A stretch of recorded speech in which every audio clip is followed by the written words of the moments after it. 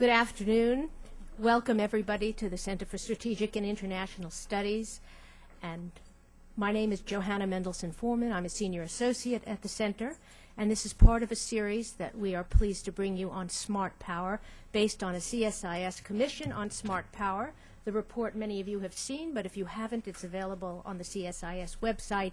And of course, we are here today because this series and the Smart Power report talks about multilateralism and what it means. So it is especially an honor to have with us today the Undersecretary General for Peacekeeping, Jean-Marie Henno, who came down from New York especially to be with us this afternoon. As we all know that in the wide gray area between war and peace there is peacekeeping, and that peacekeeping is a way to help countries that have been torn by conflict and are in search of a sustainable peace. And since the first UN mission in 1948, UNSTO, which actually helped in the formation of the State of Israel, there have been 63 peacekeeping missions.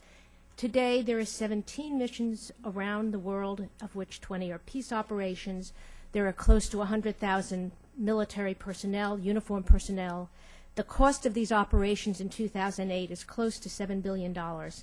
And one feature of the post-Cold War has been the exponential growth of peacekeeping around the world. And if to compare, just to tell you, the budget of peacekeeping in 1993 was $3.6 billion. It's close, as I say, to $8 billion today.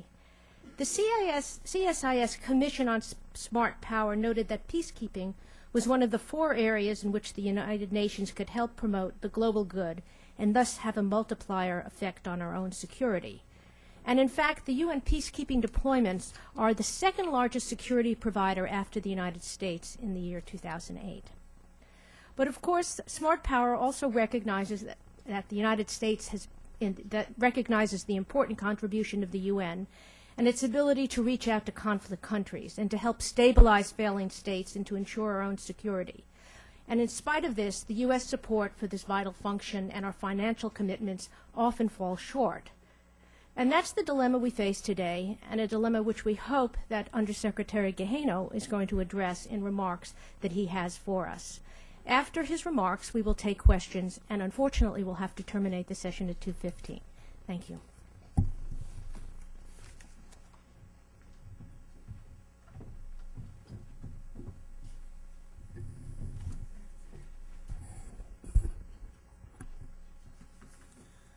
Well, thank you very much. And I don't know if peacekeeping, because it combines the hard power of troops and hopefully the soft power of a political process, that falls right in between what you call smart power.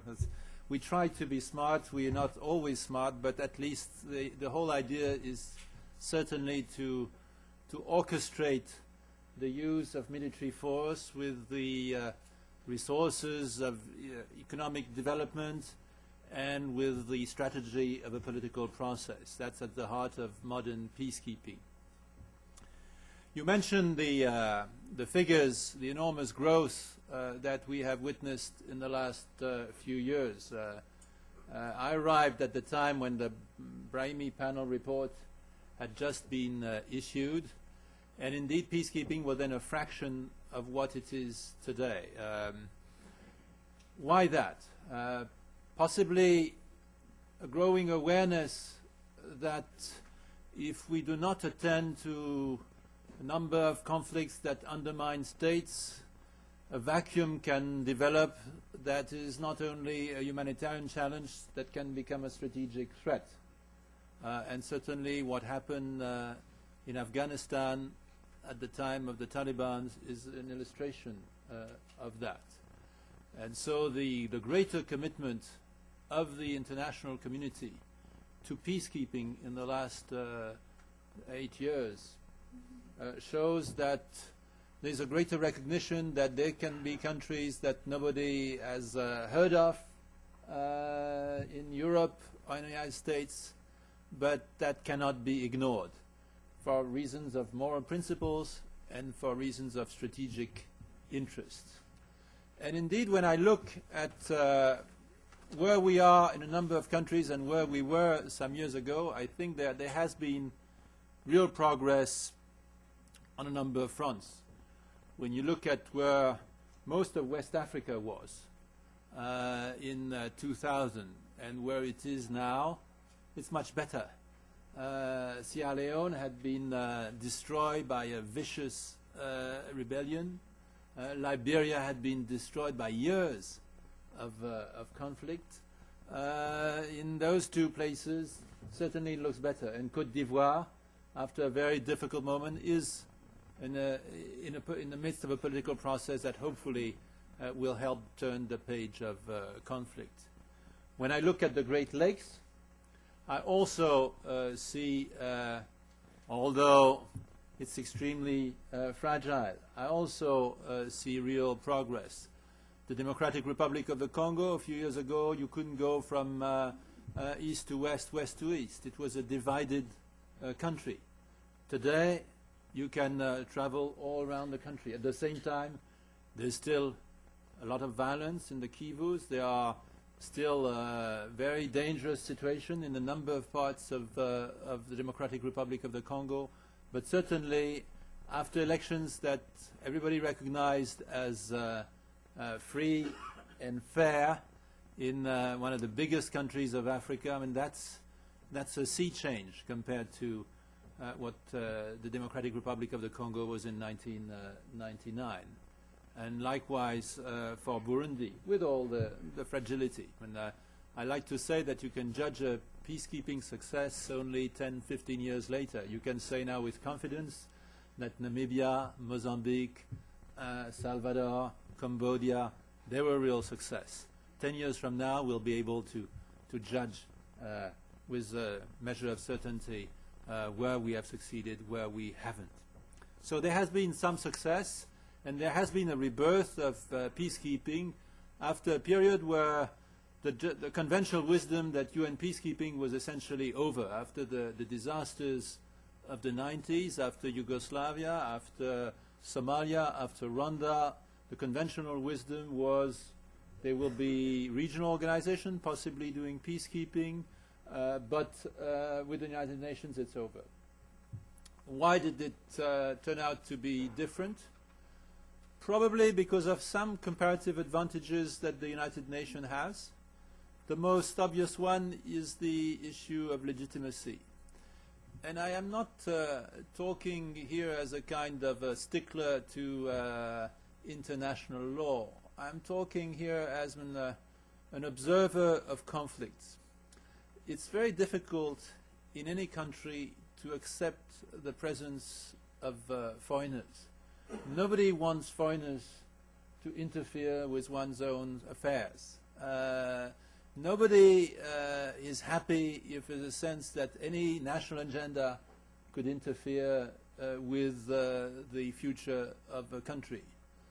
The advantage that the United Nations has brought to a number of conflicts is that simple notion that the UN does not pursue a particular national agenda. That is immaterial, but that is essential to the acceptance of the influence that is at the heart of a peacekeeping political process. The other two comparative advantages, it's a simple fact that we have access to a pool of resources that is the world. That is 192 countries, although we don't have 192 troop contributors. That'd be hard to manage, actually. But we certainly have access to the broadest possible pool of countries when it comes to tapping military resources around the world. And there is a formula for burden sharing that also has its robustness, and that helps. So I could stop there and tell you that everything is fine, and that now the world is, there are a few loose ends to be tied here or there, but it's all over. Thank you. Unfortunately, I think this is a time to have quite serious concerns. I think that first, we are now 10 years away from the tragedies of the 90s. We learned some painful lessons. 10 years is too short a time to forget them. Some painful but some basic lessons. If you deploy a peacekeeping operation, you need to have a peace to keep. Now that may sound a little glib, and of course we deploy in places where it's not a full peace to keep. When we deployed in the Democratic Republic of the Congo, there was far from a full peace to keep. Nevertheless, there was a critical mass of stakeholders who had signed a peace agreement and who were ready for a political process. We eventually deployed a robust force, unfortunately not at the outset of the Congo mission, but we eventually deployed a robust force because we did not want the political process, the international community did not want the political process to be held hostage by a few spoilers. You can't allow a militia here or there to stop a process that the vast majority of the population, the mass majority also of those who hold guns, would want to go forward. And so for that you need a robust force. But that is not saying that a robust force is going to coerce into a process people, movements who are not ready for that process. So robust peacekeeping, yes, but robust peacekeeping on the basis of a solid political foundation.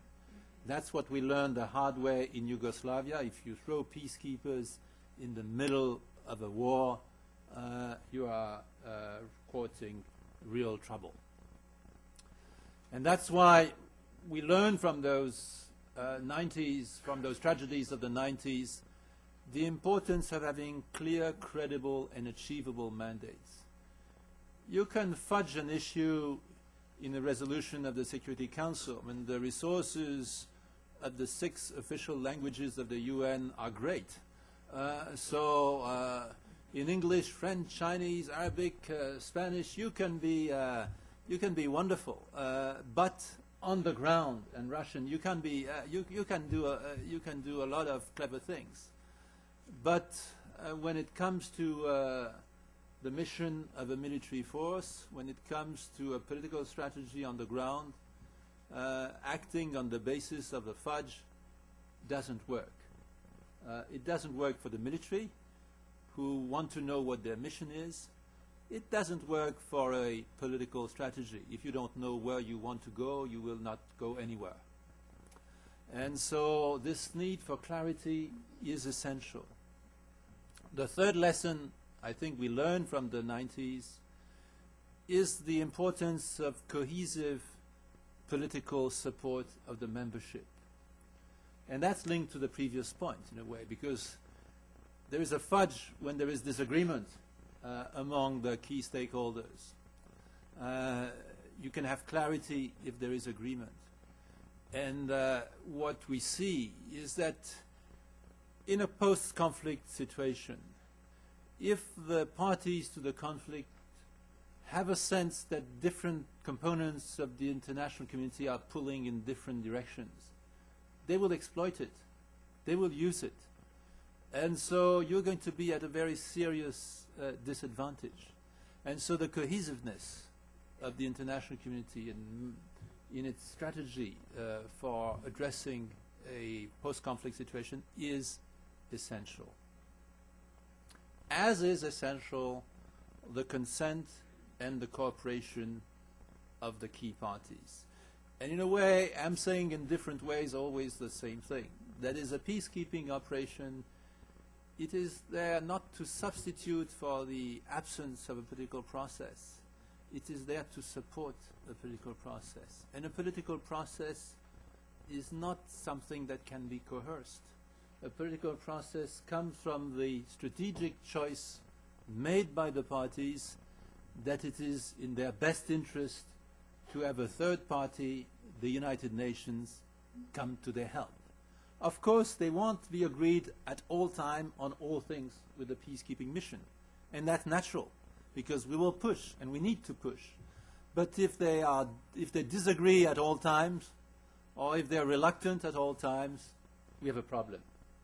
And that's, I think, also a very important lesson. And the last lesson, and in a way I mention it last because it's the one most often mentioned and it's important, but in a way it's because it's more visible, it's the material resources and capabilities to undertake the mandated task. Of course, if we are given a very ambitious mandate and we don't have the capabilities, we are in trouble.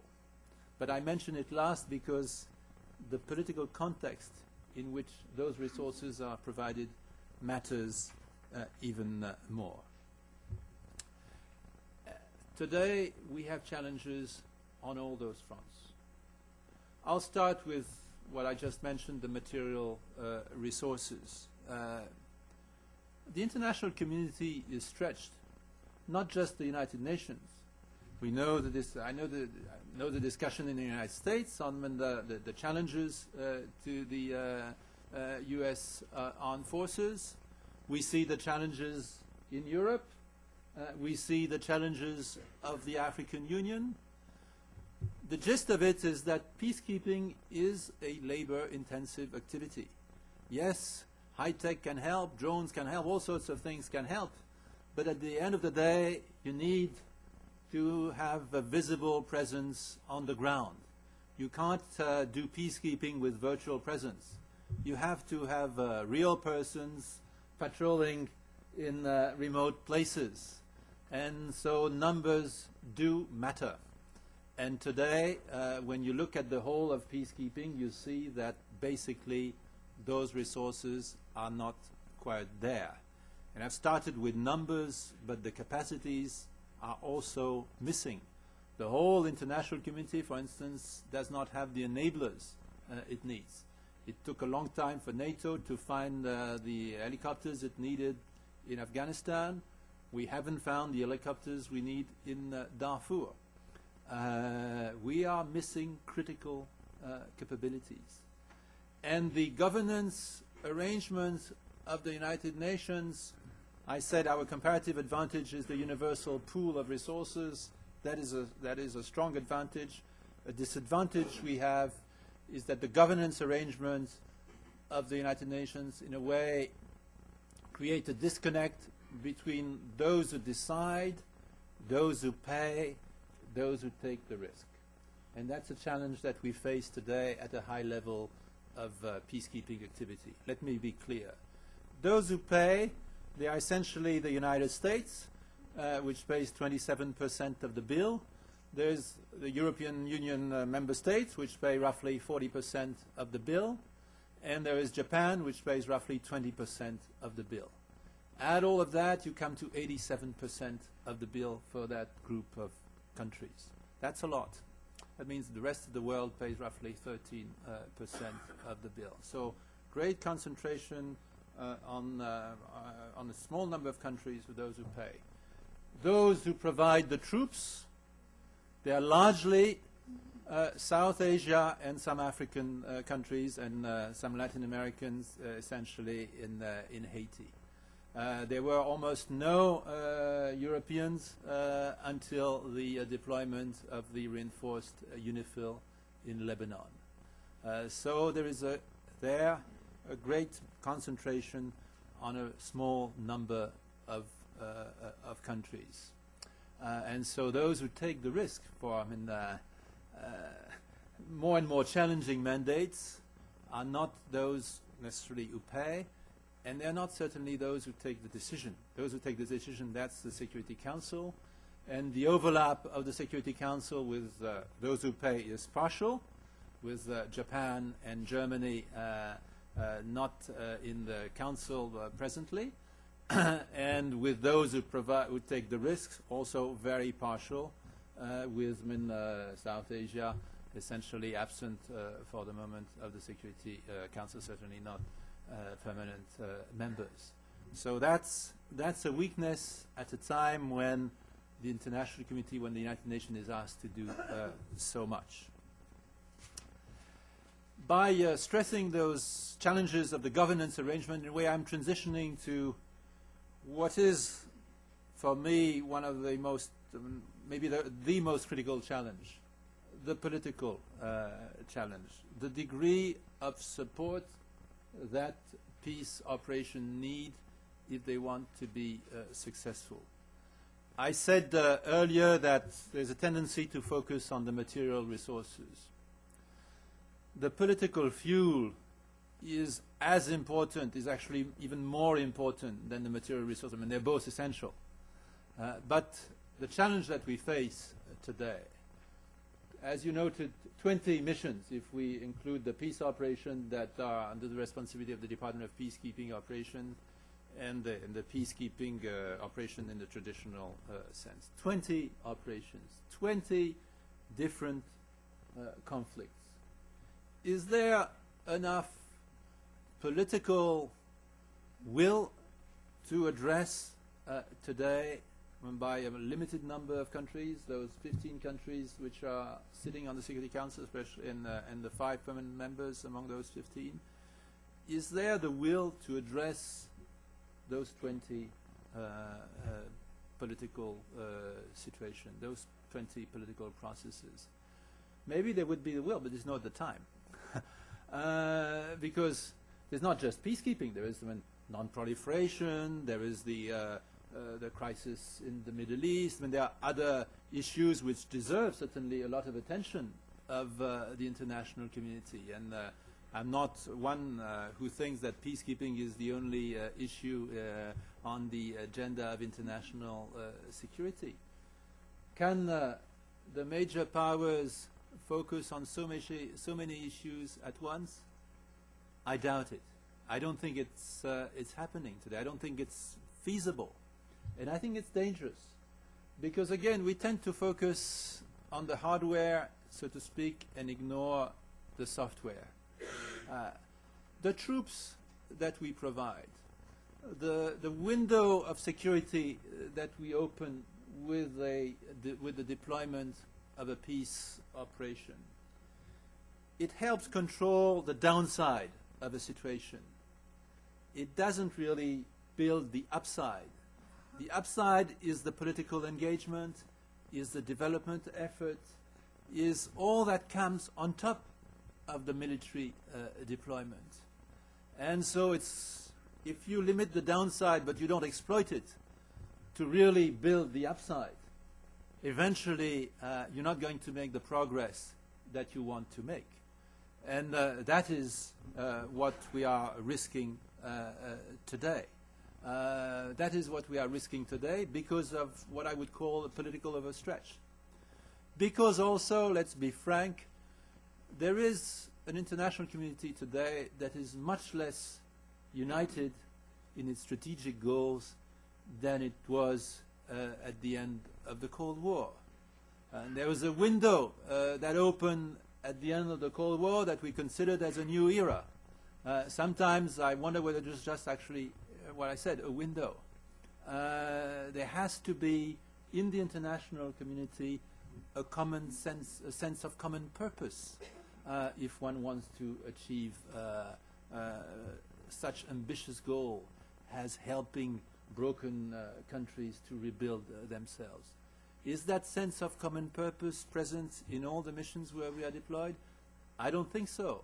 I'm concerned to see how issues like Kosovo, for instance, today, are divisive for the international community, how the Security Council cannot come together on an issue like Kosovo. And I mentioned Kosovo because today it's the most prominent among the issues which divide the Security Council, but I'm not sure that on other issues there's a deep unity, sense of common purpose in the Security Council. So that is a real challenge and a real threat to the effectiveness of UN peacekeeping. To address that challenge, we all agree that we need to work as partners, that we need to bring more actors to the peacekeeping table. And we have seen in recent years organizations like the African Union, like the European Union, like NATO, like the Organization of American States, contribute to peacekeeping and get involved in peacekeeping. And that is welcome. I think it would be very foolish on the part of the United Nations to think that it has to claim any monopoly on peacekeeping. I think the more actors are prepared to contribute material and political resources to peacekeeping, the better. In the state where we are, where demand vastly outstrips the resource and the supply. But I'm worried, again, because yes, we see more and more organizations getting involved. But sometimes I wonder whether they are getting involved to benefit from their respective comparative advantages. Regional organizations may have a deeper knowledge of the regional situation than the United Nations. This or that organization may have more resources. I mean, each has its own comparative advantage. But sometimes it looks as if this proliferation of organizations like surgeons, busybody around in a difficult operation, whether they dilute responsibility rather than mobilize more resources.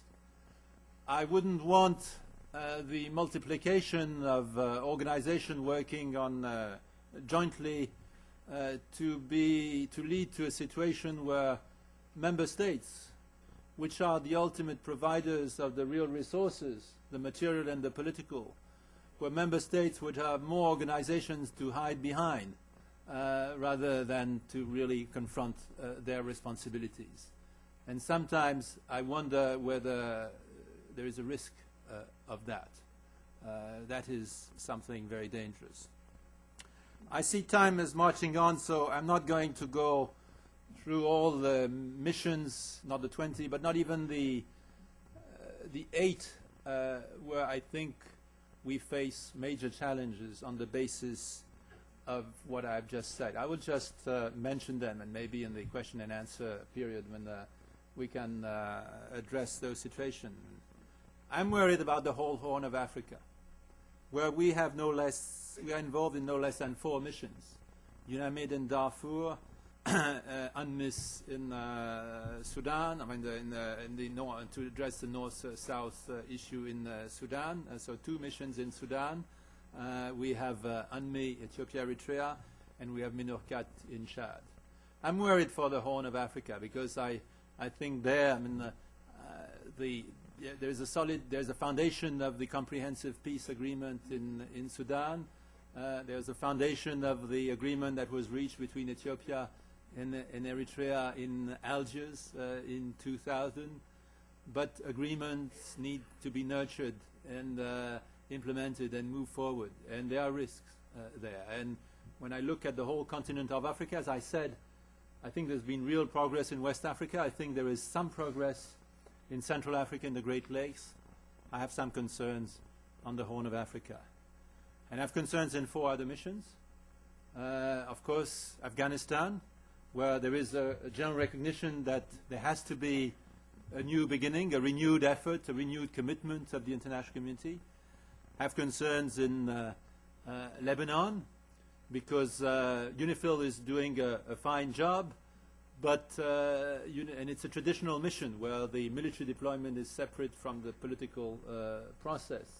It hasn't adopted the integrated model that we now favor and I think is effective. But Lebanon, the success of UNIFIL is ultimately dependent on the political context there.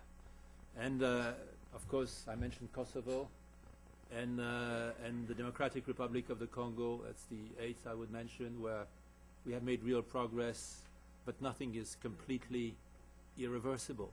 And I have to work hard and keep the commitment of the international community. So there are serious questions. I mean, I haven't mentioned situations like Iraq because they're not under my responsibility at the Department of Peacekeeping operations.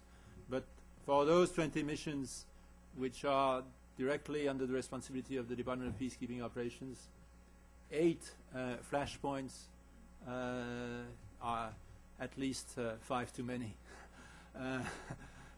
It's too much and it's dangerous. And you can have surprises in missions that I haven't mentioned. So it is a risky situation. And it's a risky situation for the international community, which has put so much in the UN, which has put so much in UN peacekeeping. Because there's one thing I'm very well aware of, and maybe I should conclude on that point. That is, it has required an enormous collective effort from the Security Council, from the Secretariat, from the member states which have provided the troops and the resource and the political resource to make the progress we have made in the last 7-8 years, to rebuild a credibility that had been destroyed by the tragedies of the 90s. I know that it is enough of one big failure would be enough to destroy that credibility. And so we can't afford that failure. And when I say we, I'm not talking about the Secretariat. I'm talking about all of us, the member states, the international community. Because, and that's a danger of the United Nations, that's its opportunity and that's the risk it incurs. The United Nations is nothing more, nothing less than what the member states put in it. Sometimes there's a sense that the United Nations is that organization out there that you can pass the buck if something, if you don't know how to deal with something. That's a dangerous approach, because if you pass the buck too much and then there is a big failure, you lose the instrument. You lose the credibility of the instrument. And so for the member states, which have seen in recent years how the United Nations can effectively address situations that may not be at the top of the strategic agenda, but that involve the lives of millions and millions of people, that also have a strategic importance, because if you let a vacuum develop in a country, it can come back to haunt us and become a strategic threat. So for all those countries, and the US is one of them, that have recognized the importance of having an organization that can address those situations, the instrument needs to be protected. The instrument needs to be used wisely, because if it is not used wisely, at some point it may break. And if it breaks, it will take years to rebuild. Thank you.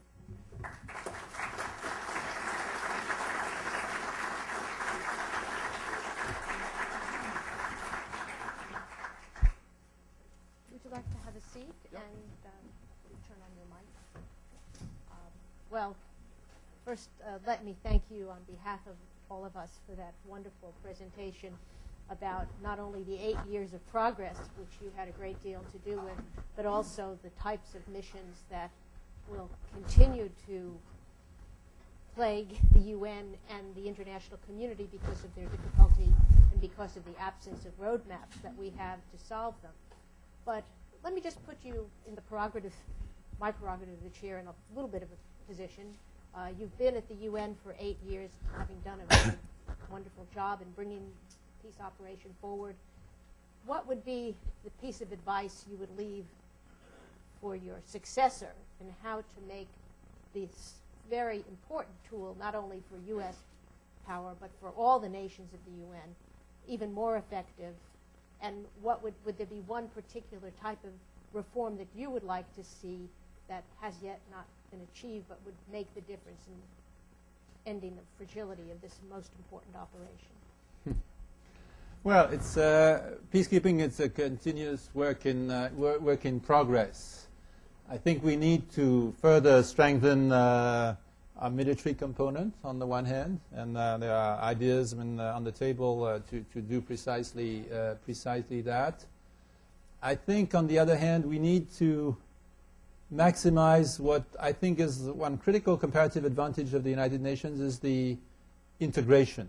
In the UN, there is a Department of Peacekeeping Operation that integrates for the peace operation the political strategy and the military deployment and the civilian strategy. I think that's essential. I think it's essentially a good setup, which is quite different from what you would have in a national context. So you'd have a Ministry of Defense, you would have a Ministry of Foreign Affairs, you'd have, well, of course, they all report to Prime Minister or to President, but it's a different setup. I think that setup of the UN with, on the ground, a special representative who integrates the military effort and the political strategy, the civilian that integrate, I think that's fundamentally sound. But in terms of reforms, I think we could do much better in integrating the peace building with the peacekeeping in our operations. I think that the United Nations funds and programs, and generally speaking, the bilateral donors, all that is far from well integrated, and that's a real issue where we could do better. No, he will have a lot of work, my successor. Thank you. Why don't we take some questions? When you are called upon, there's a microphone, and if you would state your name. Let me start over here. The gentleman in the back. His hand up. Thank you. Hi, Doug Brooks with the International Peace Operations Association.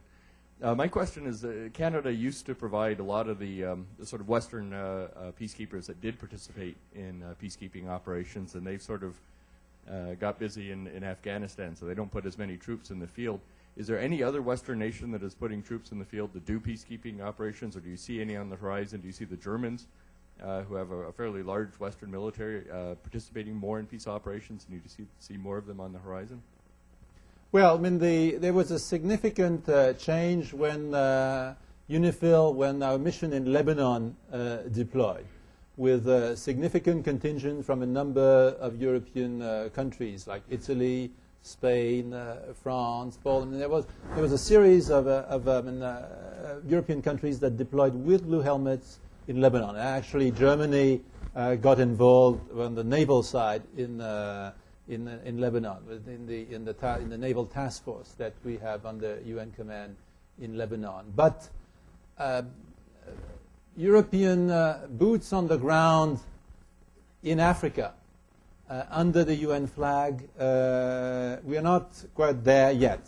We have the deployment of the European mission in Chad, the U4, which follows on other European missions that have been deployed in Africa, and we had some very useful contribution from Europe in the Democratic Republic of the Congo on two occasions.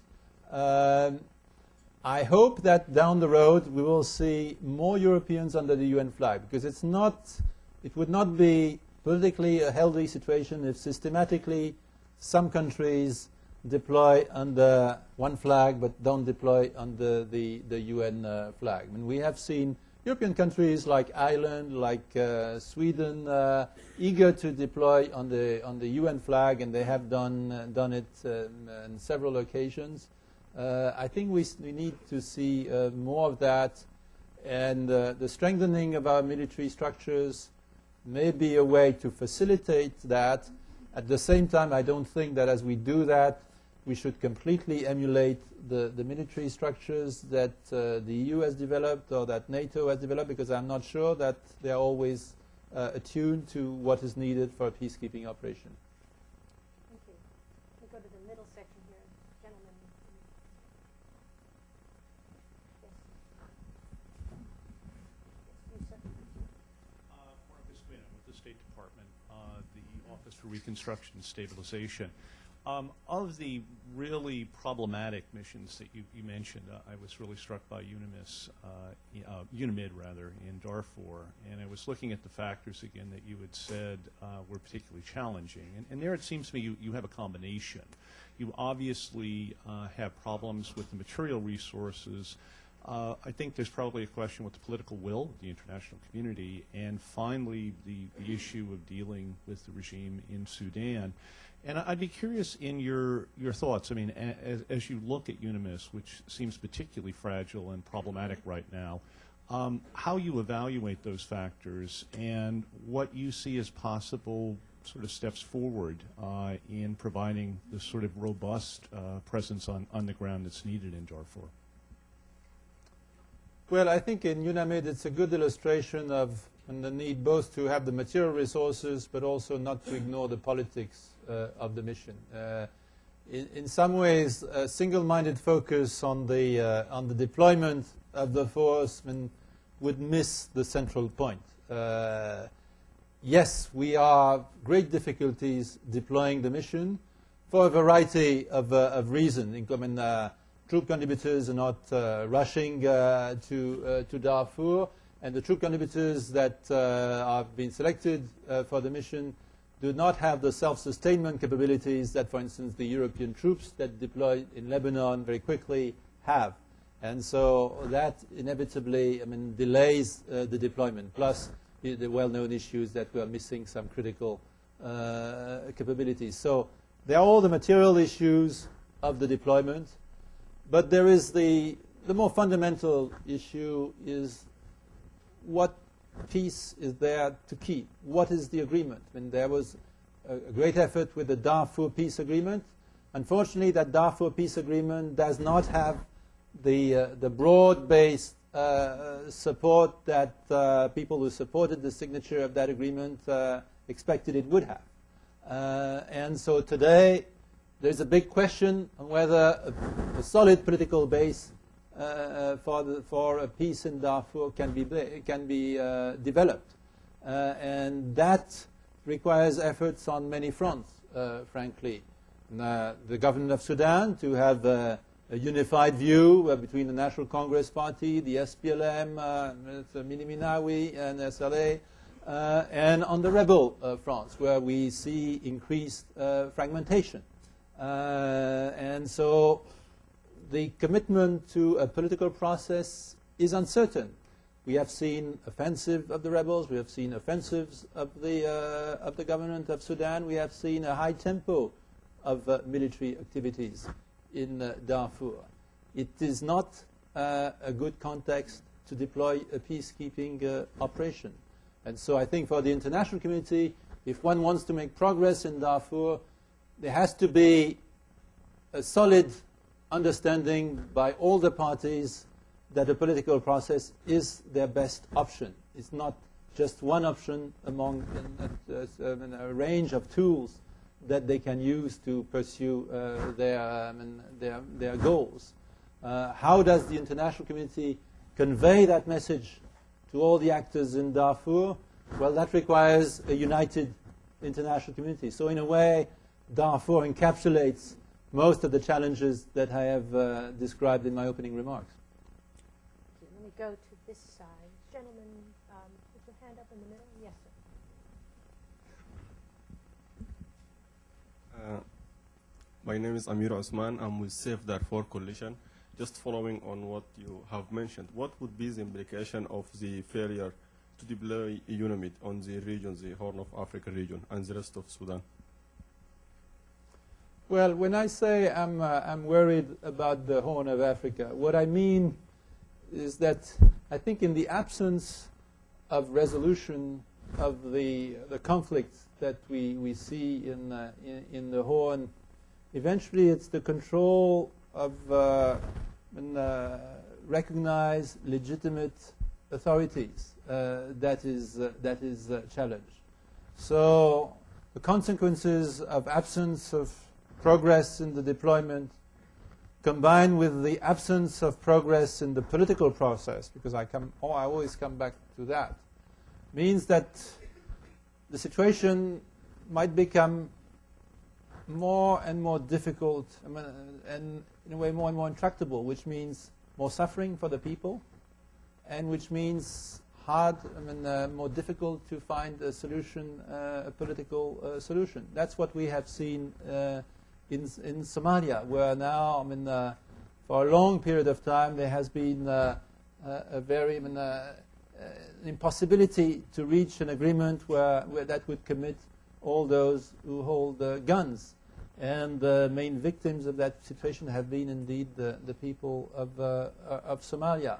I wouldn't want that to happen in a place like Darfur, where there's already so much suffering. Anybody on that far side? In the front? This lady.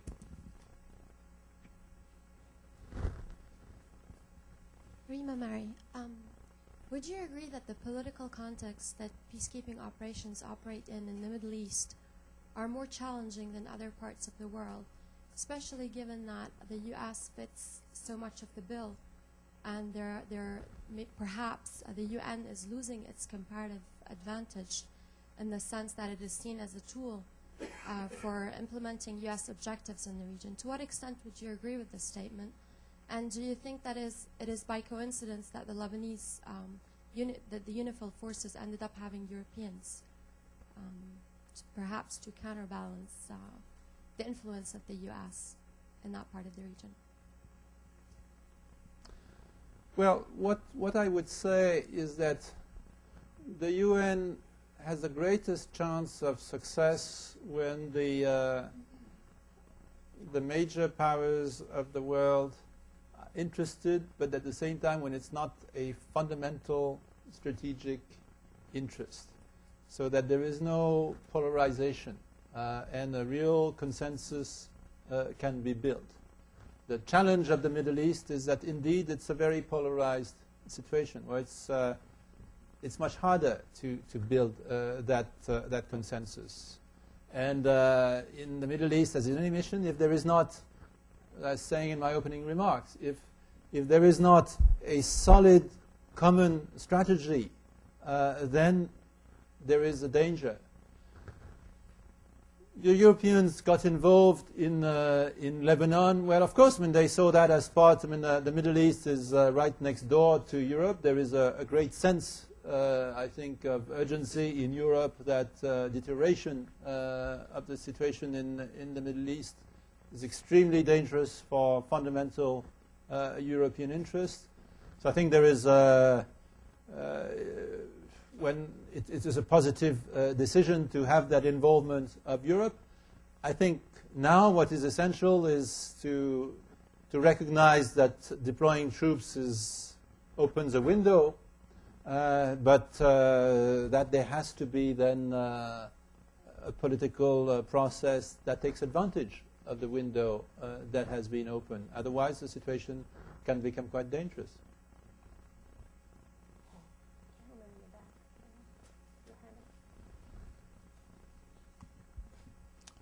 Gu&eacute, Tulane University. You mentioned Congo a lot of time, and I know the UN has been there twice in the 60s, and now the UN is there. And we lay people always tie the conflict to the exploitation of natural resources.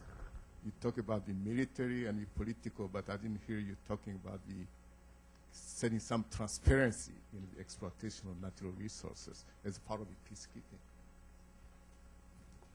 Well, you're right that when one looks at the map of conflicts, conflicts need to be fed, so to speak. And the map of natural resources, not always, because I don't want to be deterministic there, but it's in some cases the existence of natural resources helps militias, helps various actors fund themselves, and so can be part of the conflict. When we deploy in a place where there are natural resources, and there are a number of places where we are deployed with the natural resources. Liberia is a case in point. There are significant, it's a small country, much smaller than the Democratic Republic of Congo, obviously, but there are serious natural resources there. And it's been quite a good experience to see how, in partnership with the authorities of Liberia, and working also with the U.S. government, with the European Union, with the World Bank, we've been able to develop mechanisms that are entirely supported by Liberia to consolidate good governance in Liberia, so that those resources that exist in Liberia would be used for the benefit of the people of Liberia. This should always be part of an integrated strategy. But it cannot be dictated from the outside. It has to be the result of an engagement between the international community and the country where we are deployed, where the country where we are deployed comes to the conclusion that this improvement in good governance is a fundamental pillar of a sustainable peace. Lady in the second row.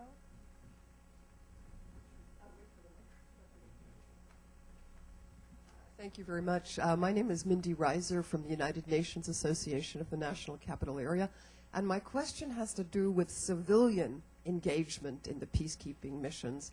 I wonder if you could reflect, after your many years now on the job, what worked best and what didn't work very well in involving civilians. I know there have been problems finding police and certainly other people with skills that are relevant. What can be done better, and what would you advise going forward? Well, the civilians, they are not the most visible part of a peacekeeping operation. One thinks first of the blue helmets, but they are a key central element of a successful strategy. The head of the mission in our integrated mission is a civilian, and that's how it should be, and is supported by thousands sometimes of civilian personnel. When I consolidate the numbers in our peacekeeping operation, we have more than 20,000 civilians, of which roughly 5,000 international civilians. So a considerable number. How can they do the best possible job? I'll start from the top, from the special representative himself or herself. Unfortunately, too many times himself, but we are making some progress so that there are more female special representative. What can the special representative do best? I think it's finding the right balance between not being a bully and at the same time not being irrelevant. I use a double negative. I should find another way to say it. But a special representative, the head of a civilian effort, and I start from the top because in a way it's a job description of every member of a peacekeeping operation. You are there in a country that is not yours, where you will leave. So you have to start with a lot of humility, because if you come with a sense that you are the new colonial power, we're not in a colonial age, and we shouldn't be. And the flag of the UN, if it becomes a colonial flag, is no more legitimate than any national flag. So you have to start from a position of humility and of listening. And at the same time, you have to do more, of course, than to listen. You have to be able to push, to convince, and that requires a lot of intelligence and some training. As we develop multidimensional peacekeeping, we need to do much more in terms of training. You mentioned the police. To be a good police officer in a peacekeeping operation is much more than to be a good police officer in one's home country. Because you can be a good police officer on the beat in Paris or New York or Washington, that's fine. But to be a good police officer in a country that is not yours, where you're going to have to transfer knowledge, where you're going to have to exercise that mix of humility and strength with people who are not your compatriots, that's enormously difficult. And you also will have to have in mind organizational issues that you don't necessarily possess, because you inherit structures when you're in your own country. You inherit functioning structures. While there, you will have to create them, to help create them. And you will not be the one creating them. You will have to help people who are not, and that's not you, get convinced that they have to create those structures. I think we throw police officers in very difficult jobs without preparing them enough. And when I say of police officers, I could say of many of our civilian capabilities, where we need, it's one thing to be an expert. We don't have the right middle between the operator who does the job and the person who does the report on what needs to be done. What is difficult is the intermediate level, where you do a bit of the job to share your experience, but at the same time where you have a certain sense of the system that you are building. And that intermediate level, I think nobody gets it really right. I think the closest probably to a right approach was when what the EU did with the accessing countries in Central Europe, where there was a major effort to help those countries prepare themselves for integration into the European Union. But those countries were, their starting point was infinitely higher than the starting point of countries broken by conflict in which we are deployed. But generally speaking, I think this is something that the international community is not good at, and where much more needs to be done today. We have about 10, 15 minutes left. Maybe what I'd like to do is just take a few more questions, and then we can go from there. That gentleman, we want to start over there, and we'll just go around. Thank you. Thank you. My name is Andrew Solomon from the American Society of International Law. And my question has to do with rule of law promotion and justice sector, justice system reform, which many UN personnel in peacekeeping operations find themselves working on, whether as part of a mandate or not part of a mandate. My question really has to deal with, should there be more emphasis in integrating reference to those types of activities into mandates? Is that too specific? And then also, who, if anyone, should have the lead within the many different UN agencies in that area of work? I'm going to take a few more questions. Lady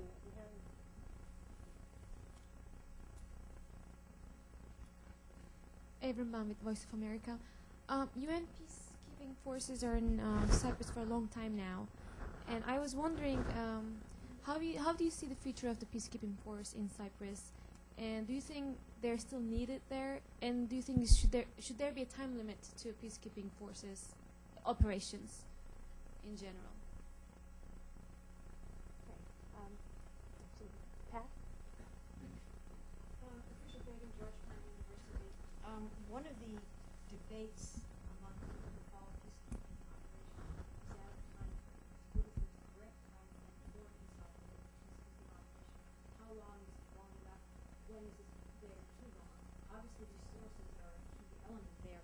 When donors, when governments withdraw the resources, peacekeepers need peacekeepers to go. But I wonder if you can reflect on how the debate is going. And since you started off talking about lessons learned, what are the lessons you learned? That's a whole day's worth of this gentleman here, and I think you may have... My name is Chuck Beck. I'm with the State Department's Peacekeeper Training Program in Africa. And I just returned this morning from a 2-week trip out to Burundi and Rwanda, where we held a peace support operations lessons learned workshop with 18 of our ACOTA troop contributing countries. And many things that came out of that we'll be putting into a report in about 2 weeks, which we can share with your office up in New York. But one thing that came clear, and they asked me to inquire about, and today was a fortunate event. I just got back, as I said, this morning. But many of the African countries who want to volunteer for Darfur or any of the other UN peacekeeping operations in Africa are unclear on the manner in which they need to volunteer and apply and approach the UN DPKO to follow up this process. My question to you, is there an SOP or a guide that we could distribute to those troop contributing countries, or perhaps develop a short list for them? Because I think you would have no shortage of volunteers for Darfur and other places. Equipment's another question, but in terms of peacekeepers, the numbers are there, sir. Unfortunately, I think we're going to have to cut off the questions and give our speaker the last word. So with those, thank you.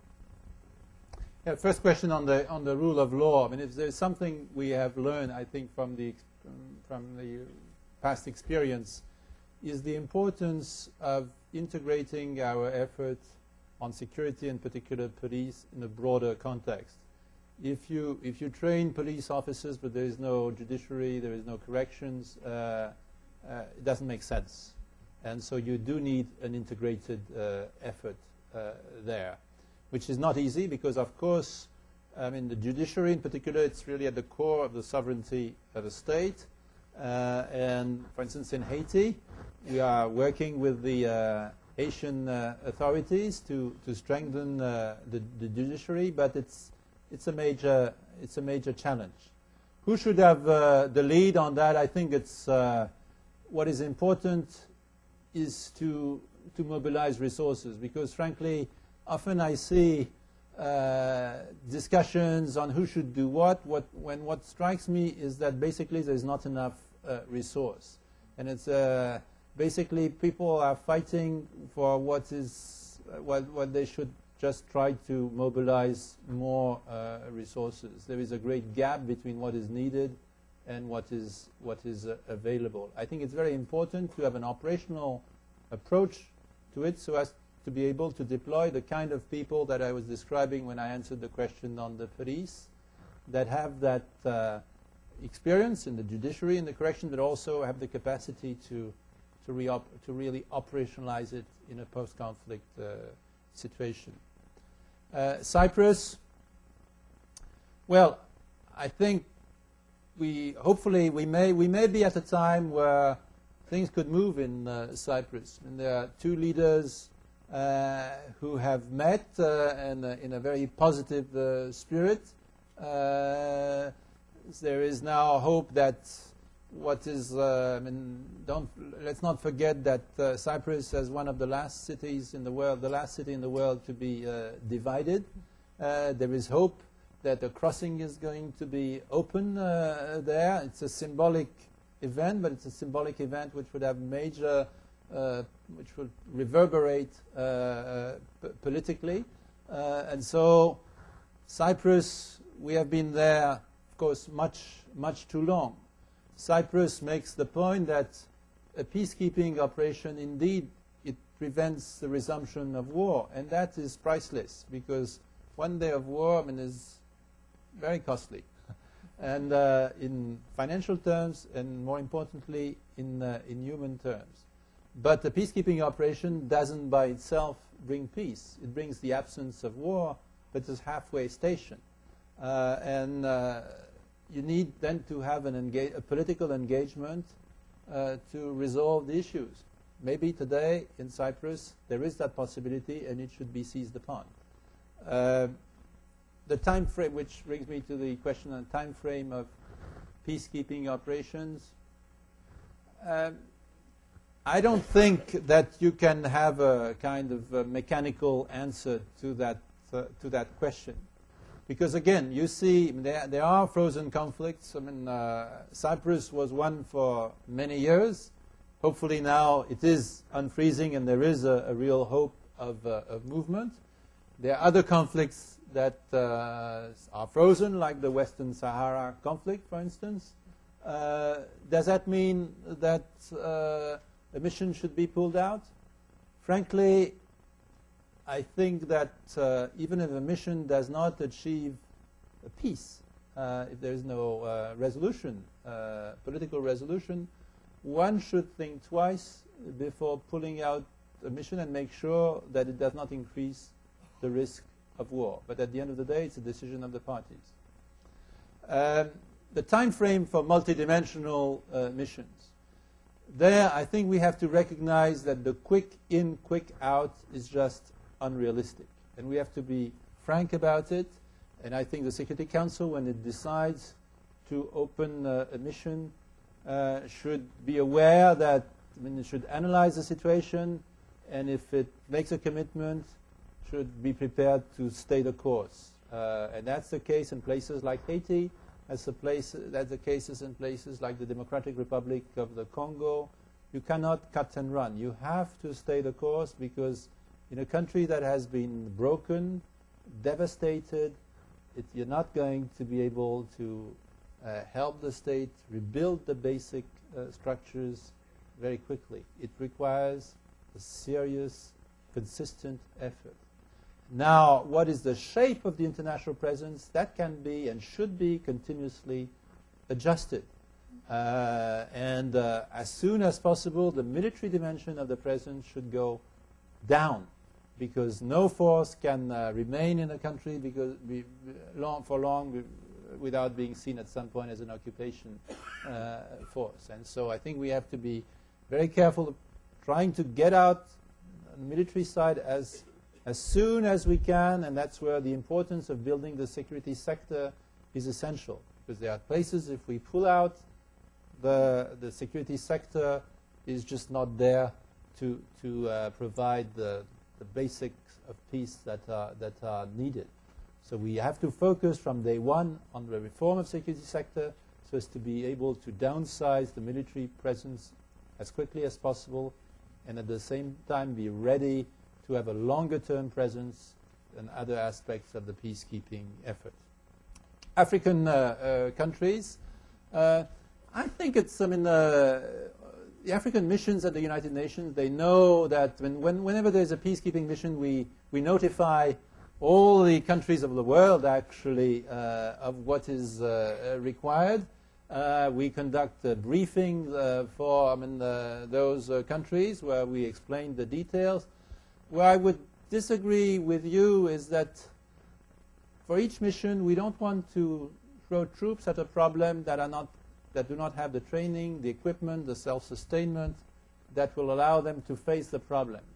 I think it's not doing a service to troop contributors to accept contribution from troop contributors which would not have the capacity to sustain themselves effectively and which will not have the capacity to deliver in a very difficult, dangerous environment. Nobody will win from that. The mission will not win, and the troop contributor will not win because its people, its soldiers will be put in harm's way and will not be in a position to make a difference and may suffer casualties as has been the case actually in places where troops were deployed that did not have the sufficient equipment and capacity.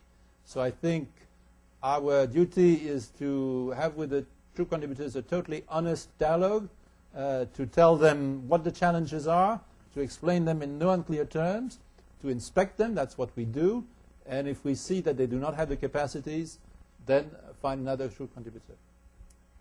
Undersecretary General Gu&eacute, it's been a pleasure and an honor to have you here this afternoon. Let's thank you. Okay.